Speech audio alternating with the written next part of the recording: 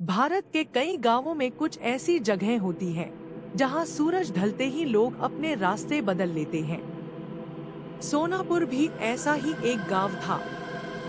गांव के बाहर एक पुराना पीपल का पेड़ था और उसके नीचे एक सूखा हुआ कुआं। दिन में वो कुआं आम सा लगता था, लेकिन जैसे ही शाम होती वहां की हवा भारी हो जाती। गांव के बच्चे उस रास्ते से भागते हुए निकलते थे। अरे रुक मत, चल जल्दी, दादा ने मना किया है, शाम के बाद कुएं के पास नहीं रुकते। लोग कहते थे कि पिछले 20 सालों में इस कुएं ने 7 लोगों को निगल लिया है। कोई कहता था कि रात में कुएं से पानी टपकने की आवाज आती है, तो कोई कहता था कि किसी औरत की हंसी सुनाई देती है। एक दिन दादा हरिराम ने खुद कहा, उनकी आवाज कांप रही थी, उस कुएं में पानी नहीं है बेटा, उसमें किसी का अधूरा बदला भरा है। हरिराम की आंखें दूर कहीं अटक गई। उस रात गांव में अफरातफरी मची थी। ये औरत डायन है, मेरे बच्चे को इसने बीमार किया, इसे जिंदा मत छोड़ो। वो औरत रो रही थी, हाथ जोड़ रही थी।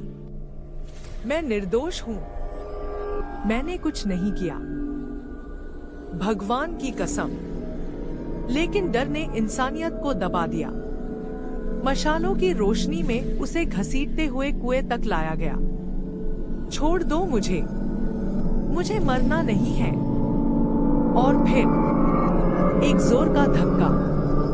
उस रात वो औरत चीखी नहीं, बस कुएं से एक अजीब सी हंसी गूंजती रही। सालों बाद राहुल नाम का एक लड़का शहर से आया। मोबाइल हाथ में लिए कैमरा ऑन था। दोस्तों, आज हम सोनापुर के फेमस भूतिया कुएं की सच्चाई जानेंगे। लोग कहते हैं यहाँ आत्मा रहती है, लेकिन मुझे लगता है ये सब अफवाह है। गांव की एक औरत ने रोका, बेटा मत जा, ये जगह ठीक नहीं है। राहुल हंस पड़ा, आंटी ये सब कहानियां हैं। रात के ठीक 12 बजे राहुल पीपल वाले कुएं के सामने खड़ा था। चारों तरफ सन्नाटा था, पत्ते बिना हवा हिल रहे थे। तभी कुएं से हल्की सी आवाज आई, छप छप। राहुल ने निगल कर कहा, ये आवाज कहां से आ रही है? अचानक एक औरत की गूंजती हुई आवाज आई, पानी चाहिए, मुझे बाहर आना है। राहुल के हाथ कांपने लगे। कौन है वहां? कुएं के अंधेरे से 2 सफेद आंखें चमकी। तुम सबने मुझे मारा, मैं डायन नहीं थी। राहुल की आंखों के सामने सब घूमने लगा। उसे वही औरत दिखी, रोती हुई, कुएं में गिरती हुई, गांव वालों की चीखें, मशालों की आग। वो बेगुनाह थी। राहुल फूट फूट कर बोला, माफ कर दो, जो हुआ गलत था।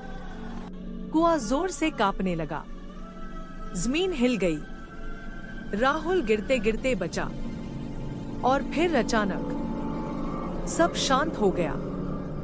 सुबह जब गांव वाले पहुंचे तो कुआं पानी से भरा हुआ था। पीपल की जड़ों में लाल चूड़ियां टंगी थी।